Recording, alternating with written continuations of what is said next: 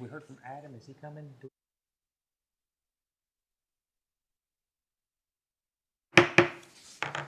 I'll call to order the November 19th meeting of the Montgomery County Planning Commission. Lonnie, make us. Mr. Kroll. Here. Miller. Here. Ms. Sharp Robinson. Here. Ms. Simpkins. Here. Mr. Waltz. Here. Mr. Workman's absent. Mr. Linkus here. Vice Chair Foster. Here. Chair Rice. Here. We have a quorum. Let's see, you have the agenda in front of you, and I will mention that under new business, I'm adding nominating committee for officers next year. Second. All those in favor signify by saying aye. Aye. Those opposed likewise.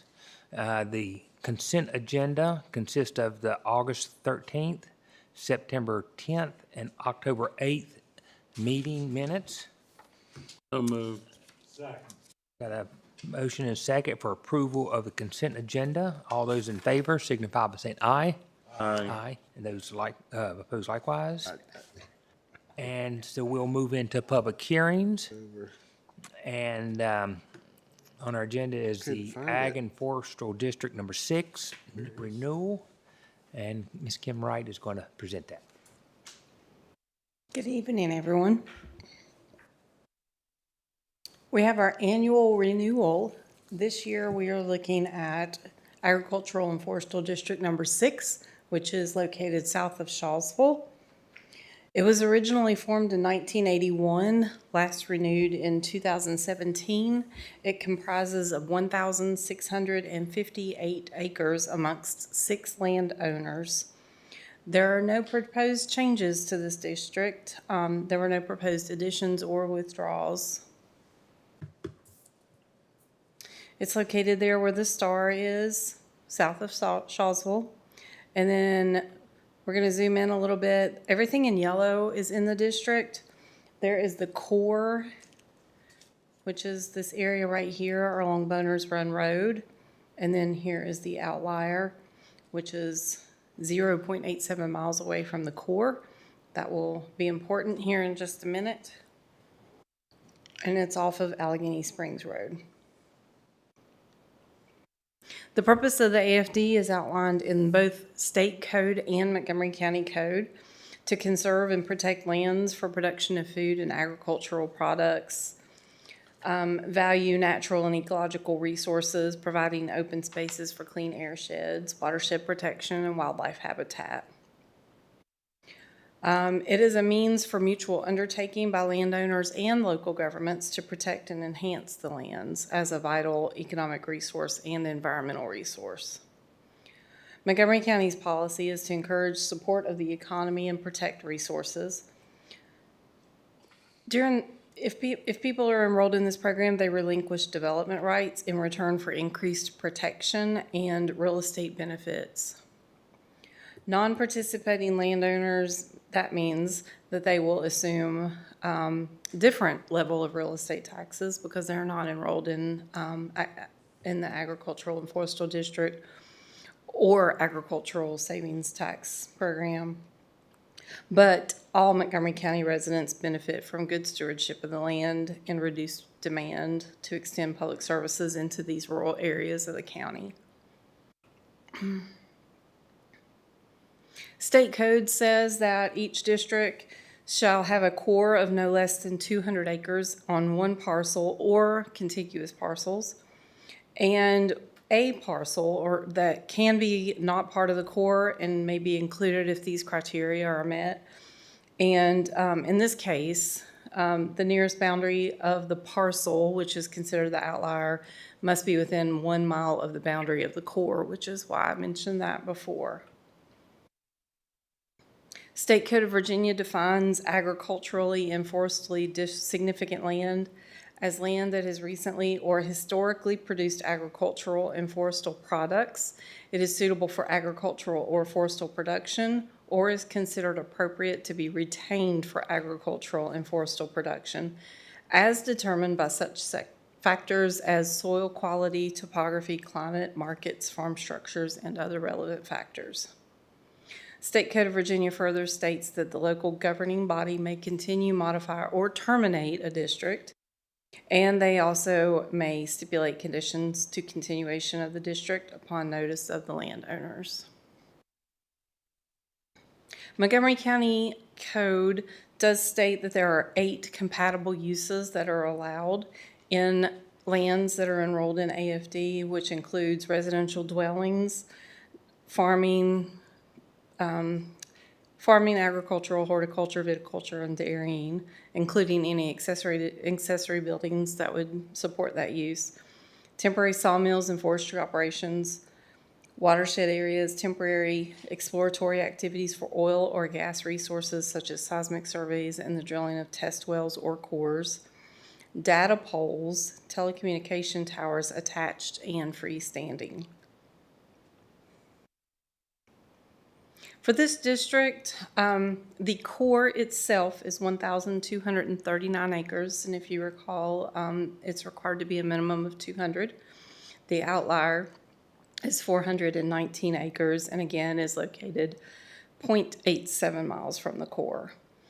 For this district, we received a 100% response rate, so it is a very strong district.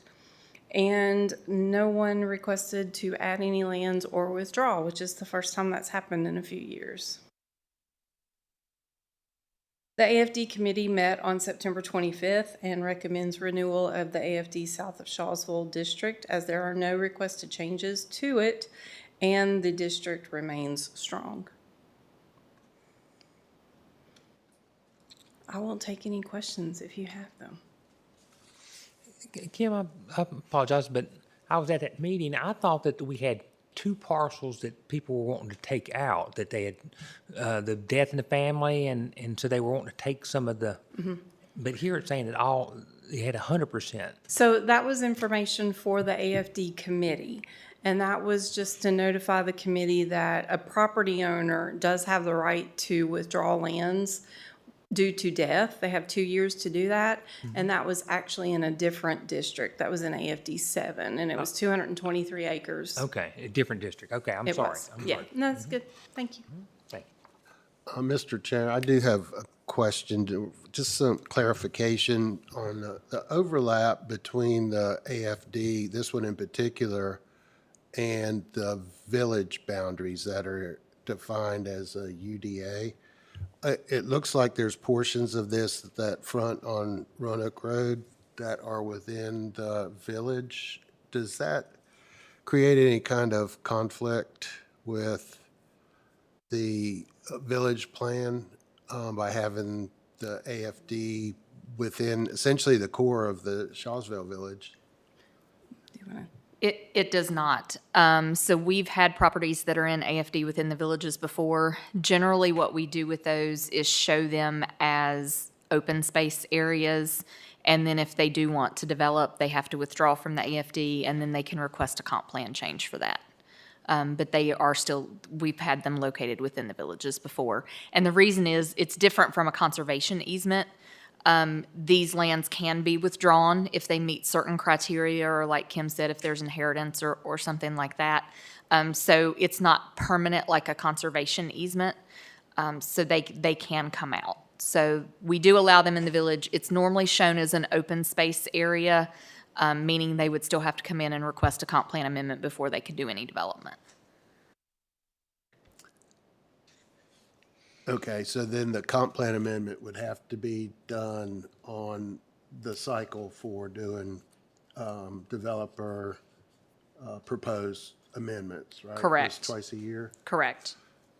That's currently what the standards are. We will have to discuss if that's how we will continue to move forward with the new comp plan. But yes, they're done in February and August. Okay, so does the property have to be withdrawn from the AFD first? Yes. Before, and then does the timing work out to where somebody would withdraw from the AFD and do the comp plan amendment at the same time? It could, potentially, depending on what their time frame was. Okay, thank you. But it's only allowed every 8 years, isn't it? Every 8 It is. There is a withdrawal process. Excuse me. There are very specific criteria that have to be met before something can be withdrawn out of that 8-year period. And I apologize, I don't have those specific criteria okay. with me right now, but they're pretty specific and bold. Okay. So it's not as easy as,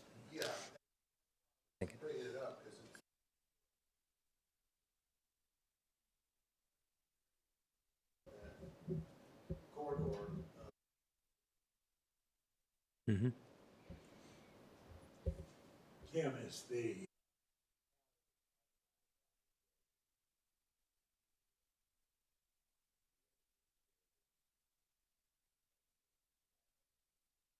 They are. It's a mutual agreement. And if you all agree to recommend approval and the Board of Supervisors approves it, it will become a resolution just like everything else. And it will expire on December 31st, 2033.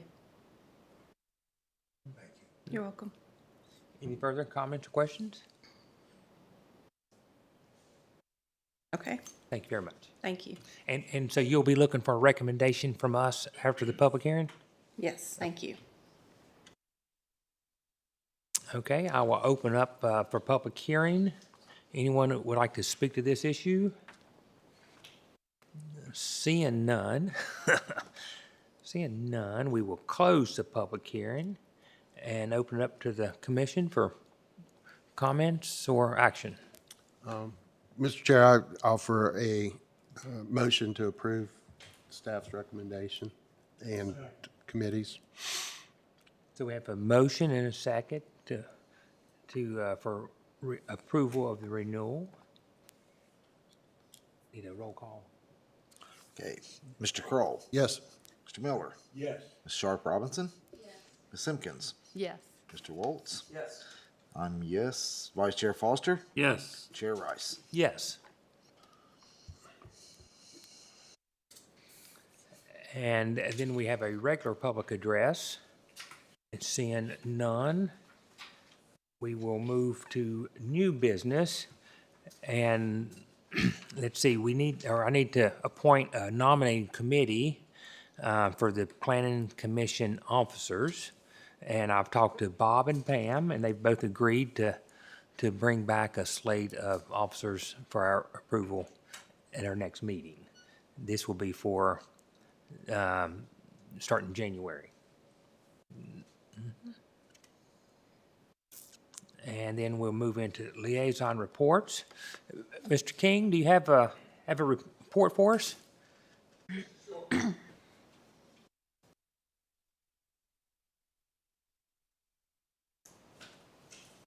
Just want to let everybody know that the board has been talking about moving the reassessments from 4 years to every 2 years. And I believe it'd be very important to get this out in each one of your communities and let the citizens come before the board and express their concerns or their approval of it. And we will have, I think our next meeting, the 24th, is when we'll vote to have a public hearing. And the actual discussions will start in January probably. Would we still use an outside assessor, or would it be taken into the county? They're talking about opening up another department for the county, Okay, be county employees. okay. But I think it'd be very good if each one of you would spread the word through your communities. Thank you. Huh?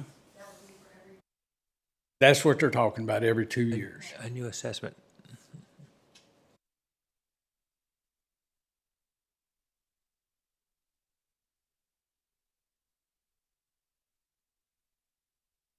Our size is,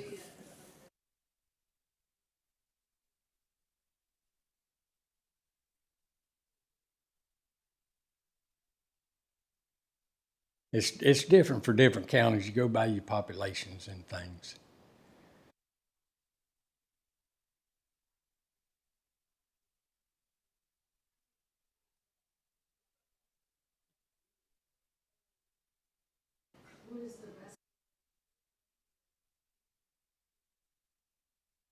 different. Each one of them do different. I think now Pulaski's doing theirs, and they do theirs every 6 years. But us, huh? They told us 6 over the weekend. But I think, I think it's, to even out the increases and decreases, over 4 years, there's a lot of movement in prices, and it gives people a shock, when they get their assessment, it's gone up. Well, there's a possibility of a decrease, and some individuals would see a decrease, but, so yeah, I think that's the idea behind it is to help keep from having those large spikes between the 4 years and move it to 2 years so the increases wouldn't be as shocking. Is there more to go look to find more pros and cons? Either one? Public hearing. But they pulled some from Orange County and Roanoke County, I think, that has it in-house.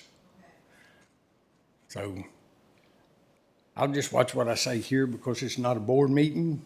Yeah. But if you want to speak to me after this meeting, I'll be more than glad to speak to any of you. And I think one of the key issues would be bringing it in-house. It would be Montgomery County employees doing the work as opposed to an outside contractor. Is that new employees? New employees, a new department. So we're paying. Right. but I think in a lot of the counties around the Commonwealth that do it in-house, they still have periodically, maybe it's every 10 years or whatever, some external organization to get the adjustments back in line, because you can get too close to the pricing, and you're an employee, and it's all sorts of different pressures. That's interesting. Thank you, Mr. King. Blacksburg Planning Commission, Andrea? Nothing to report. Okay. And then the Chrisburg Planning Commission, Trey, Yeah, they had a proposed development off of Kimball Lane that was actually denied last night at the town council meeting. Planning Rezoning Commission request. approved it, and It wasn't I think it was 4-3 or, yeah, it was split vote. Okay. Yeah. And Radford Planning Commission? I did not attend the meeting. That was October 20th, but I did get the agenda, and they did have one item to get a piece of property rezoned from central business to multifamily on 3rd Avenue. So that'll be brought up at the next meeting. I'll find out what took place. And Tourism Council, Mr. Miller? No, me. Okay, and Mr. Workman is not here, so that brings us to the Planning Director's report with Ms. Hopkins. Yes, and I have several things, and hopefully I'm not going to repeat anything that Justin has told you in previous meetings. I do want to note, and we'll make sure our slides are updated in the future, but the Public Service Authority is now a department under the county umbrella. We do still have the Public Service Authority Board, so the Board of Supervisors still serves as the board, but the employees have become county employees, and Justin Shepard was hired as the Utilities Director and is doing a wonderful job just in the short time he's been here. We've enjoyed having him in our suite and getting used to working with him, and he has some great ideas, and it's going very well. In news on our staff, I would like to report that Cody Andrews, effective the 16th of November, has been promoted to GIS manager. So he was our senior GIS analyst for a year after Michael Sutherland retired, being with us for multiple years. We gave Cody the opportunity to take advantage of some training and some leadership training and move into that manager position because he had showed so much promise, and he has done a phenomenal job. So we're really excited to be promoting him to GIS manager. Montgomery Matters open house was held on Monday. Mr. Kroll actually came and saw us that evening. We did not have quite the turnout that we hoped to have, but what we did have was good engagement. So the few that did come were very engaged. We had some of our stakeholders and our steering committee members come prior to the public open house, and that was also very engaging. Those of you that came through the front entrance, you may have noticed we do have a display set up down there. I encourage you all to stop on your way out.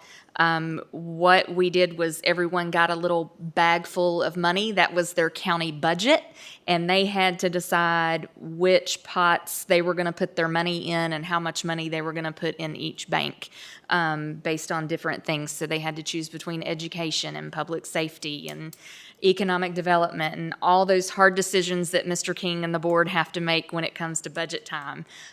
So we let our citizens do that. That is a way that we can see what their priorities are and where they think funding needs to be spent, so we can help navigate the goals and recommendations for the comp plan. So I do encourage you to do that. We also have a survey out for those of you that could not attend, or even if you did attend and you want to go take the survey, it's at montgomerymatters.com. It's not exactly what we had here that night. It's meant to be taken in 5 to 10 minutes. Mr. Kroll can probably tell you it was a pretty extensive open house. There were a lot of boards, a lot of information, and a lot of interaction. So it has been pared down a little bit for the online survey, but I do encourage you all to take that and give us your feedback.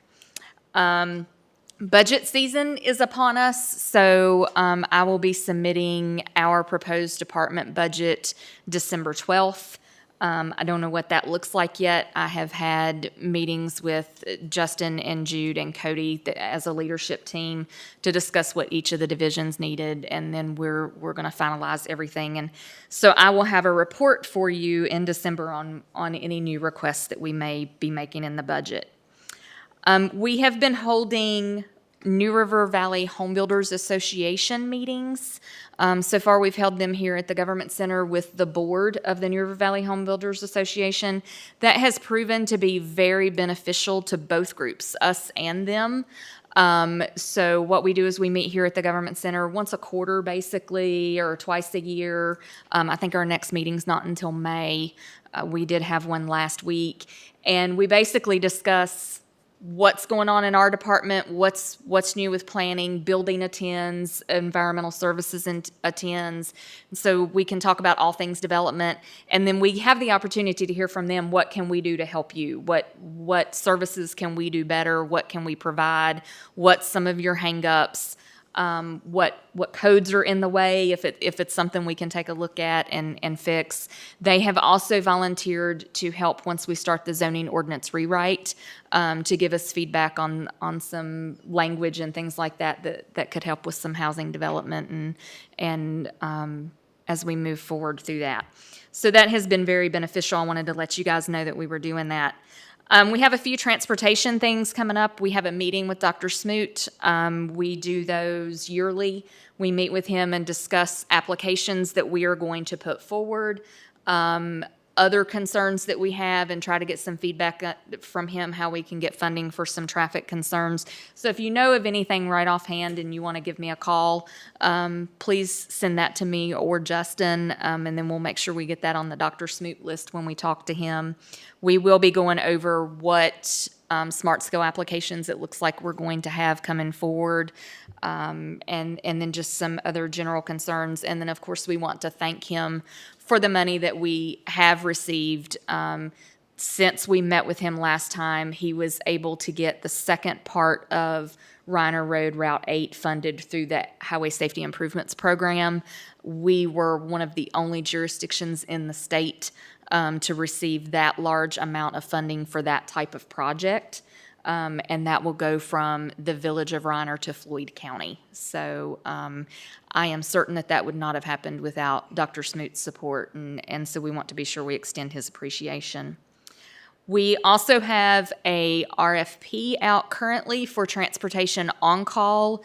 If you remember, we renew those, I think, every 5 years, and our on-call contract is set to expire the end of December. We have extended our consultants through May. The current ones we have on contract, there's 4 of them, but we are looking to get in RFPs from other companies, and even the 4 that we currently have, staff will be reviewing those and doing interviews, and then we'll be selecting our next round of on-call consultants for the next 5 years. The other big thing in our department, I think Justin mentioned that we were converting softwares. So we started in August, right before I went out. We are going to a program called OpenGov.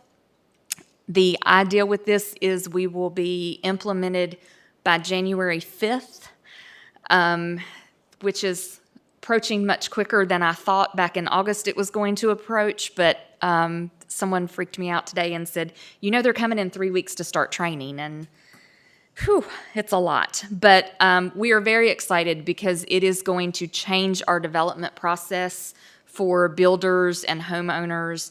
I don't know how much you all are familiar with the process, but long story short, they come to our office, get a zoning permit. Sometimes they have to go to the health department before they get that zoning permit. Once they get the zoning permit, they can go to the building department, and then they apply for their building permit, and then environmental reviews it, and sometimes that kicks it back, and then they have to, it's a convoluted process.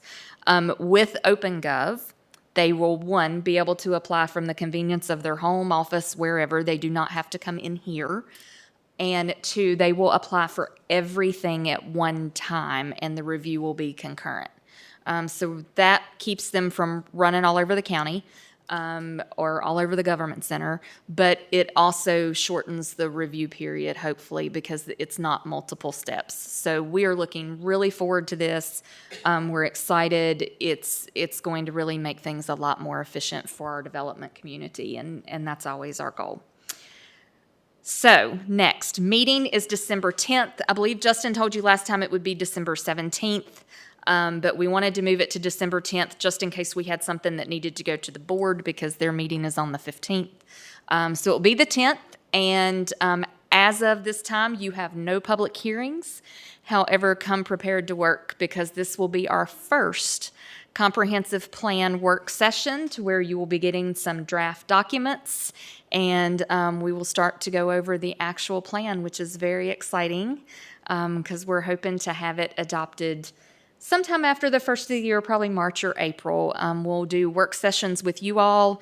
We will also be doing work sessions with the Board of Supervisors because we want to break it into chunks so you're not getting one huge plan at a time.